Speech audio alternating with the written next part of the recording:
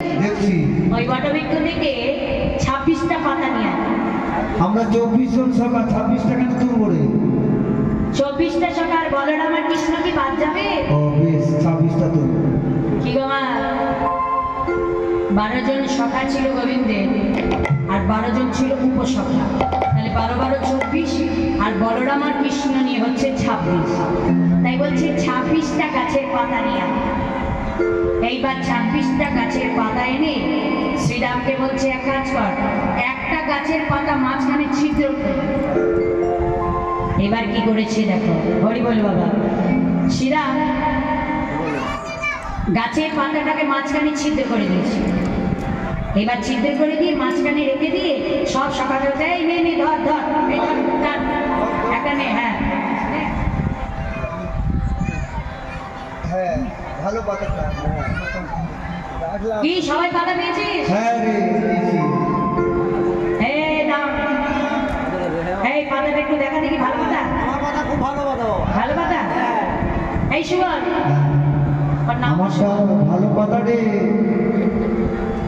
এই মহাবল দেখতো আমারটা দেখি না হ্যাঁ পাতাটা দেখ দেখ দেখ ভালো পাতা ভালো ভালো পাতা, এই তোর পাতাটা ভালো দেখ, এই কানা এই ভালো করে দেখ,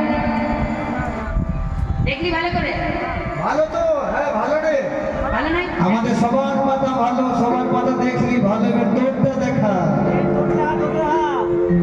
এইবার মনে মনে ভাবছি হ্যাঁ আমি তো নিজেই পাতা নিয়ে এলাম।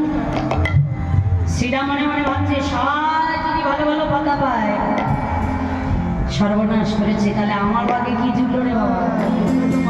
চমকে গিয়েছে, এ কানা এই দেখ না, এই আমার ভাগে না ছেঁড়া পাতা করেছে, তার মানে আমি মোর হয়েছে। ছেঁড়া পাতা যা হবে সে মোর হবে। এক কাজ কর তাহলে ভাই আমার চোখটা বেঁধে দে, আমরা কানামাছি খেলবো। আমার চোখটাকে বেঁধে দে, আমি কানামাছি খেলবো। এবার কি করেছে, সুন্দর করে একটা ওড়না দিয়ে শ্রীরামের চোখখানাকে বেঁধে দিয়েছে। এই ভাই বাদ বাদ বাদ বাদ বাবারে গোটা মুখ বাঁধিস। হ্যাঁ বাদ বাদ ঠিক আছে বাবা, এটা আমি কিছুই দেখতে পাচ্ছি না রে, এমন করে বাঁধলো কিছুই তো দেখতে পাচ্ছি না। তাহলে চল এখানে আমরা এবার খেলা শুরু করি। বলি খেলো রে খেলো রে খেলো রে কানামাছি। খেলো রে খেলো রে খেলো রে কানামাছি, খেলো রে খেলো রে খেলো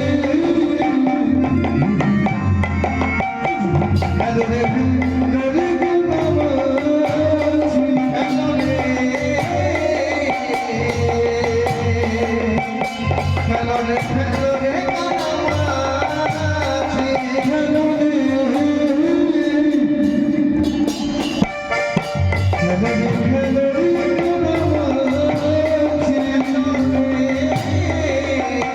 বলেছে কানাই মোর কানাই, এই কানাইকে ধরেছে, হ্যাঁ কানাই মোর এই যে কানাইকে ধরে ফেলেছি তো পালিয়ে যাচ্ছিস কোথায়? হ্যাঁ কালো কানা। কানাই বলছে এই শ্রীরাম তুই আমাকে ধরলি কি করে? এত এত সকালে কে ধরতে পারলি না, কাছে কাছে গেলি ধরলি না, আর আমাকে সে ধরলি কেন? বলছে কানাই শোন না ভাই, তোর গায়ে যে একটা গন্ধ আছে মৃগ মদ নীলম্বল, মৃগ নাভির যে গন্ধ সেটাই হলো গোবিন্দের অঙ্গগন্ধ। তাই ওই অঙ্গগন্ধে আমি না তোকে ধরে ফেলেছি। কানাই বলছে তাহলে তোকে চিটিং করা হলো, অঙ্গগন্ধ যখন তুই আমায় ধরে ফেলেছিস তাহলে এক কাজ কর, আর একবার দেখি তুই আমাকে ধরতে পারিস কিনা। আবার শ্রীরামের চোখটাকে বেঁধে দিয়েছে। এইবার আবার খেলা শুরু করেছে। কানাই কি করলেন মা, কিছুক্ষণের জন্য অঙ্গগন্ধটাকে লুকিয়ে নিয়ে এবারে খেলা শুরু হয়ে গেল।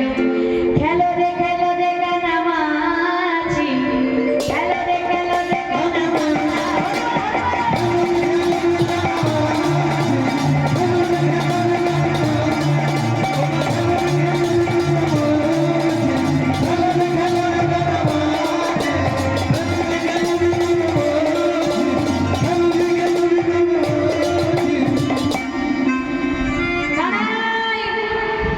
এ খেলা খেলবো না, বন্ধ কর। কি হলো ভাই, এই তো বেশ খেলছিলাম, তাহলে এখন কেন বলছিস খেলবো না? যে খেলায় আমরা কানাই হারাই, সেই মায়ার খেলায় আর খেলবো না। আর খেলবো না।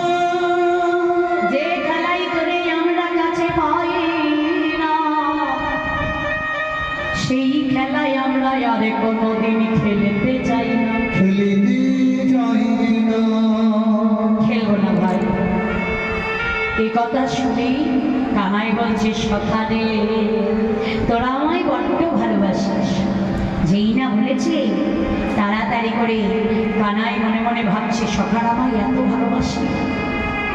সুবল এসে কানাইকে জড়িয়ে ধরেছে। আহা, আর যেই না সুবল জড়িয়ে ধরেছে, সুবলের বদন আর রাধারানীর বদন হলো একই রকম।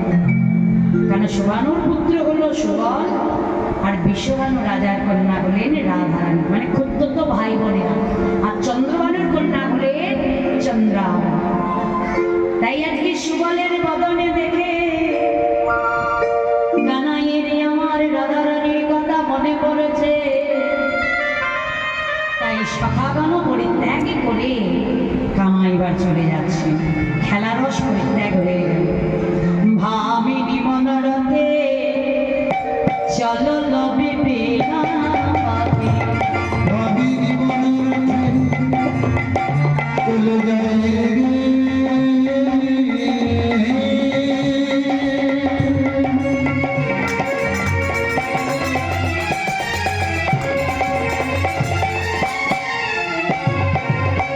ওই সখা বন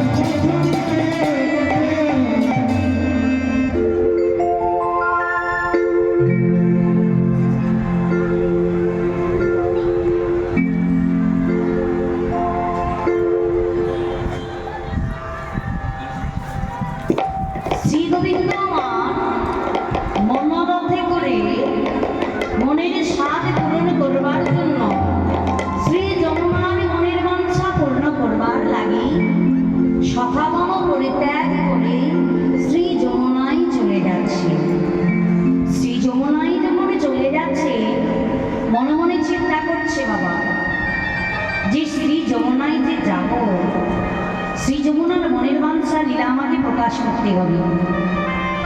তাই আজকে সুবলের বদন দেখে যখন আমার রাধারানীর কথা মনে পড়েছে, রাধারানীর সঙ্গেও আমাকে মিলিত হতে হবে। হরি বলে বলো। সুবল বলছে, কানাই কি হলো ভাই, আমাকে জড়িয়ে দেওয়ার পর থেকে তুই কেমন যেন মনোবত পালন করছিস, মনে মনে কি ভাবছিস আমাকে একটু বলে বল।